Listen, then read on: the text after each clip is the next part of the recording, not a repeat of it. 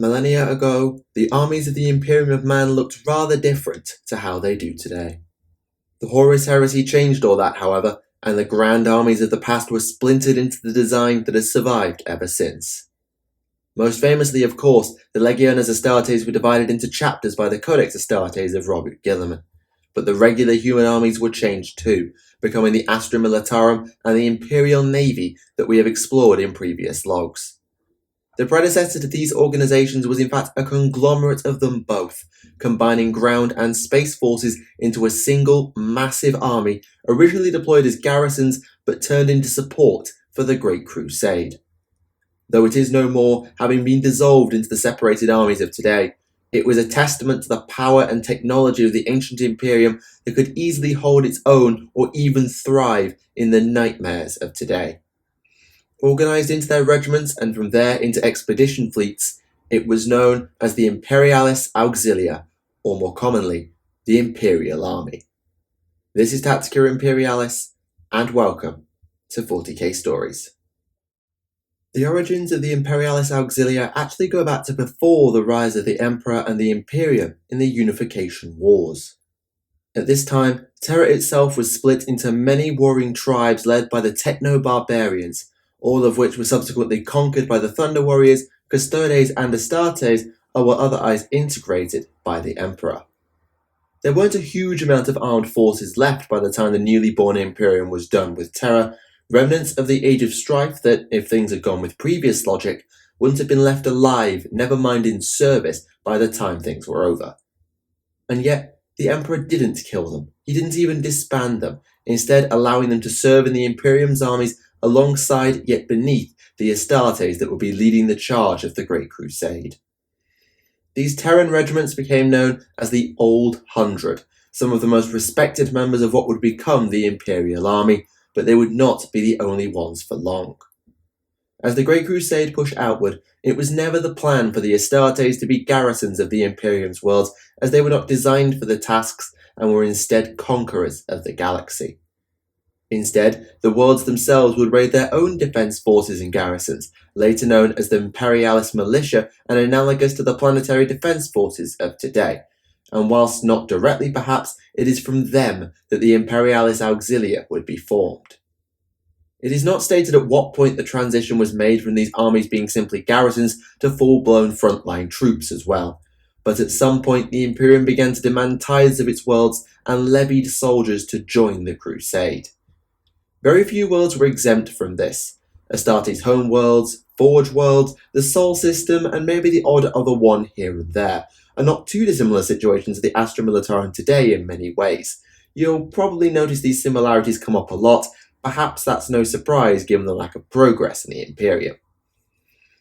These levies and tithes were calculated depending on population and other things, with mass conscription being implemented in crisis situations, but between these forces and the Old Hundred, the Imperialis Auxilia was born, and it grew to be huge. As stated, they were never meant to be the conquering, driving force of the Great Crusade, as that role fell to the Astartes legions, and I suspect that in those earlier days they were simply used as garrisons and perhaps as a peacekeeping force mopping up and keeping order after the Space Marines had done their bit. However, as time went on and the Imperium's borders became more and more stretched, the Astartes couldn't be everywhere at once, and the role of the Imperial Army transitioned from follow-up force to frontline warriors, either alongside or under the direct command of an Astartes, or even entirely on their own. Truthfully, I doubt there was much time between the Unification Wars and this transition to the front line. The Imperium's expansion was ridiculously fast, perhaps even too fast, so there was no way their original setup would last for long. Where possible, the Auxilia were seconded to Astartes commanders. The Space Marines had pretty much absolute authority over the army, and whole regiments were officially attached to the legions in some cases if they were part of the same expedition fleet. Whilst this had benefits, helping to ensure a clear, smooth chain of command amongst other things I'm sure, it had one major downside that would prove extremely costly when things started going south for the Imperium. The loyalty and perhaps even subservience of the Auxilia to the legions meant that when said legions turned traitor in the Horus Heresy, the humans would willingly, or perhaps unwillingly, follow in their betrayal. This meant that the traitors had far more manpower than might have been expected, though of course much of the raw power led with the Space Marines, who would win most of the glory and infamy throughout the heresy. However, take nothing away from both loyalist and traitor elements of the Imperial army. As noted already, the Space Marines were not everywhere at once, and I suspect that many critical yet forgotten battles were won on both sides without legionary involvement. Some, perhaps more opportunistic army commanders, would use the chaos of the heresy to cede from the Imperium too, but without taking a side in the conflict. Hundreds, thousands of miniature empires were carved out and would have to be retaken by whichever side emerged victorious from the ongoing civil war. In this case, of course, that was the Imperium, but the logic would still apply to the traitors. The end of the Horus Heresy also saw the death knell of the Imperialis Auxilia, as its fatal, some might say, design flaws had been exposed if another mass treachery was to be avoided. For the most part, it was a simple matter of logistics, as the Imperialis Auxilia contained a second element, the Imperialis Armada, that effectively functioned as its fleet, yet whose admirals answered to army commanders. This meant that the fallen army members immediately had a fleet with which to conquer further flung territory and otherwise move around, and any traitorous admiral who seized power would effectively have ground troops available to resupply and claim worlds as their own. This problem was hastily rectified as the Astra Militarum and the Imperial Navy were officially segregated. They both had their roles, and neither was truly responsible to the other. Though it is not dated, I suspect the introduction of the Commissariat was another countermeasure put in place by the Imperium to try and avoid any further rebellions. But by that point, the Imperialis Auxilia was no more. In the first stages of the Great Crusade, almost all the way up to the Triumph at Ulador in fact, there was no such thing as the Departamento Munitorum, though a naval administrator known as the Corps Logisticae did exist beforehand. This meant that there was no unifying authority over the organisation of the Imperialis Auxilia. Almost nothing was standardised, and everything was pretty much built on the fly by various regiments. The regiment, rather like today, was the largest organisational tier within the army that was considered to be permanent, as unlike the higher tiers of organisation, a regiment was rarely if ever broken down into constituent components and scattered amongst other forces. Said constituents were commonly referred to as battalions, typically around 3 per regiment, with companies and platoons forming the lower tiers above the individual squads of infantry or vehicles. However, what went into said battalions and companies, and thus into the regiment, was seemingly random if you were to look at the army as a whole. This was due to the policy regarding reinforcement, something that has actually carried over to the modern era. There was no further reinforcement given either to regiments or to the larger organisations within the army, the expedition fleets. In fact, a fleet was often undersupplied when it was deployed, trusted to resupply itself on the go from the worlds it conquered, and probably forcing itself to conquer so it couldn't just bum around. This, combined with the levies placed upon said worlds to add more troops, meant that each expedition fleet and the regiments in it likely looked massively different from their compatriots. The expeditions fleets themselves were given a broad remit. First was expansion of the Imperium, of course, but exploration and cataloguing of information came second, and of course Xenos eradication was part of it too. Though each had a master of the fleet, these officers answered to the overall leader of the fleet. If an Astartes or Primarch was present, they were in command, but typically, given there were nearly 5,000 fleets at one point, command fell to an army member known as a Lord Commander. This was probably the highest rank in the entirety of the Imperialis Auxilia, given they had command over the largest forces the army could field, and there was no overall leader on the Council of Terror, etc., that we are aware of. There was, however, the rank of Lord Militant, a position so exclusive that at the time of the Council of Nicaea, only 2 people held it. This rank today is ranked below Lord Commander, but I wonder if back then it was higher, and perhaps it did represent the overall leader or leaders of the Auxilia. Interestingly, though the Militarum Tempestus and such did not exist at this time, there still was an elite division to the Imperial army, the Solar Auxilia. Originally drawn exclusively from the Sol system, most notably Terra and Saturn, hence the name, The Solar Auxilia expanded over time to recruit from all over, such was the demand for them. They made up around 20 to 25% of the Imperial army at one point, better trained and better equipped with their unique carapace armor that enabled them to survive in space or in hostile environments, still not in the same league as the power armor, naturally. This made them specialists in both space and chemical warfare, as well as conventional combat, using their various doctrines and their equipment to even take on death worlds, which I suspect was normally a least ordinary job. The elite of the Solar Auxilia, and thus the elite of the elite for humanity's armies, were known as the Veletaris Storm Sections, soldiers and honor guards believed by many to be second only to the Astartes in the art of war. I guess nobody met the Custodes then.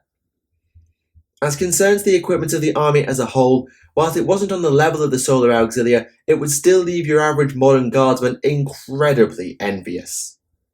We don't know whether their flak armor or las guns were better, though I suspect they would be given the regression of the Imperium for much of the last few millennia, but it was in terms of the motor pool and fleet that the Auxilia truly put the Astra Militarum and Imperial Navy to shame. Many tanks considered relics both rare and lost were commonplace amongst the ranks of the Imperial army. Same goes for ships. These range from smaller vehicles such as the Testudo and Dracosan APCs, the latter of which was built to the same exacting standards of Astartes equipment, to battle tanks like the Malcador, the Valdor, and the Lehman Russ Destroyer. Even those ubiquitous super heavy tanks of today like the Baneblade were far more common, with entire divisions of the thing available. Admittedly, some variants likely weren't around back then, but it's still crazy when you think about it how much firepower and armour the Auxilia could field. As for the fleet, it was far more likely to find battleships, grand cruisers, and other capital ships in the Imperialis Armada versus the Imperial Navy. Why? Simple. The Imperium can't build them anymore. STCs have become lost or destroyed, the forge worlds that manufactured the designs have been lost as well, and we cannot forget the suspicion of the Adeptus Mechanicus for basically everything technological these days, so if they think they can build it but they don't have an STC, they're absolutely not building it, so no more get built. Shame really, they could probably do with it. Though the battles they have fought in were likely innumerable, very few incidents involving the Imperialis Auxilia are known, at least not without the Astartes being present and stealing all the limelight. However, many regiments and individuals from that time are known, so I wish to discuss both before we conclude this look back on what used to be. Amongst the best known of the regiments comes from the Old Hundred, those regiments from the Unification Wars, and supposedly in this particular case, something of an inspiration for the Emperor. The regiment known as Geno 52 Chiliad, though where exactly from Terra they came from is unclear, and their recruitment process was something rather special. The name of Geno was no joke. The regiment was a master at genetic engineering and would breed almost its entire fighting strength, and it is said the Emperor took inspiration from, or maybe even copied from them, to some extent in creating the Thunder Warriors and maybe even the Primarchs. Whilst their soldiery was all male and bred for peak physical aptitude, the commanders in the upper echelons were all women, known as Uxors, and with weak psychic potential that granted them better perception and thus the ability to better coordinate campaigns. Geno 52 Chiliad would become one of the most renowned of the regiments in the Imperialis Auxilia, fighting orcs and even traitor cultists at one point alongside the Alpha Legion. They would mysteriously be lost, however, in rather odd circumstances on the world of 42 Hydra Tertius, home to the meeting of the Cabal and Alpharius and Omegon. Half of me suspects that someone of that trio got involved in it, but I lack the evidence. Assumedly, another member of the Old Hundred was the Oranti Drax, recruited from the region of Sudmerica and its jungles on Terra. Despite being known to wear scaled cloaks and helmets with a reptilian style, no one decided it would make sense to assign them to the Salamanders, and instead they formed a part of the 47th Expedition Fleet under Lorgar and the Word-Bearers. Most famously, legionaries in Auxilia would be involved on Arc Reach Secundus, most famously alongside the Space Wolves and Thousand Suns in the Battle of Shrike that almost saw Magnus the Red and Lehman Russ come to blows, Only Lorgar stopped it.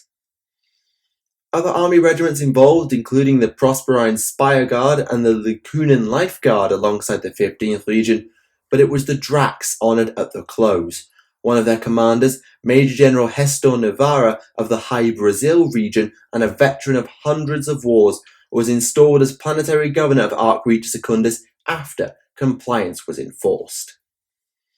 As concerns individuals, I wish to draw attention first to Marcus Valerius and by extension the regiment he commanded, the Therian cohort who helped with the initial compliance of Istvan. Placed under the Raven Guard but perhaps not directly under Corvus Corax, Valerius was on Deliverance, home of the 19th Legion, when he began having dreams telling of an impending catastrophe.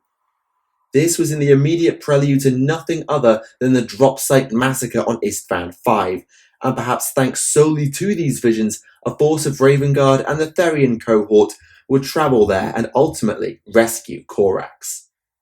Later, these dreams/visions would return, and by this time the commander believed them to be from the divine god emperor he now worshipped. They told this time of Leman Russ, and Valerius reported into Corax directly, who, despite his misgivings and rather large anger, would heed the omen and once again validate Marcus, bailing out the embattled Wolf King in the Urant system. As far as combat goes, Valerius led the Therian cohort in 2 Heresy-era battles alongside the 19th Legion. Despite massive losses due to attacking a supposedly loyalist world, they were able to launch a distraction assault on the so-called Perfect Fortress of the Emperor's Children that allowed the Raven Guard to take it. They then saw action again a couple of years later, this time not only with the Sons of the Raven, but with the Kievar Titan Legion, the Legio Vindictus. Together they helped to take the world of Uisa, with the Auxilia once again performing a role of distraction and suppression to allow the Astartes to cleanly carry the day. Next, we have Khalid Hassan, captain of the elite special forces known as the Clandestine Orta. A devoted loyalist to the Imperial truth, Hassan was based on Terra during the Horus Heresy, though it is unknown whether he was a Terran native or if the Orta were part of the Old Hundred. He was tasked by none other than Malcador the Sigillite with a rather special task, travelling to Gyptus, formerly known as Egypt on ancient Terra, to recover the even more ancient artifact known as the Rosetta Stone. After being shown that Malcador was storing said artifacts in the Webway of all places, Hassan was invited to join Malcador's Chosen, the Sigillite's personal guard and the guardians of those artifacts. Though this role didn't see him fight again to our knowledge, he was present when Rebule Arbiter and the White Scars arrived on Terra.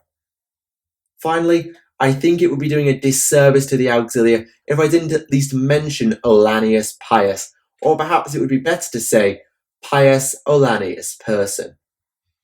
A perpetual thought to be older than even the Emperor himself if what we think we know is correct. Person had served for a while in the Imperial army before retiring on Calth in order to practice his ancient Catheric faith, which of course was outlawed. He was caught up in the Battle of Calth and was visited in a dreamlike vision by fellow Perpetual and old friend John Grammaticus, who persuaded, by which I mean guilt-tripped him, to getting involved in the war. Leaving with a band of followers using a stolen Athame dagger, Person would wander through space-time in an attempt to reach Terra. We are unsure if they made it, but one myth goes that Olanius was present upon the vengeful spirit itself, saving the Emperor from death at the hands of Horus Lupercal just before the Lord of Mankind slew the War Master. Whether true or not, the story became legend, and Olanius Pius has become something of the patron saint of the Astra Militarum, with the Order of Olanius Pius being one of, if not the highest military honour a living mortal can receive in the Imperium. Sources conflict on whether it or the Star of Terror is truly the highest. I believe it's the Star, but I'm willing to be proven wrong. And there you have it, a look into the Imperialis Auxilia. The forerunners of the Astra Militarum may not be as famous or well recorded as the others in the Great Crusade and Horus Heresy, but they formed a massive part of the Imperial war machine that would conquer much of the galaxy. Their equipment would turn their successors green with envy, and their record proved that even with the Legiones Astartes at the height of their power, regular humans could still hold their own. Whether its structure that allowed such an effective rebellion was truly a strength or a flaw is likely a debate for the ages, but given the Astra Militarum and Imperial Navy have managed for so long, I think it's a bit of a moot point by now. Now, with our look to the past complete, I think we should return to the present day. Well, kind of anyway. For you see, there are some who have not changed as much from those dark days of the Horus Heresy. Actually, that's not true either. They've changed for the darker in terms of what they can do, even if they still bear the name they once had. Their craftsmanship is equal parts remarkable and horrifying, but we shall explore that next time. For now, thank you for watching Tactica Imperialis, and I'll see you all again. Goodbye.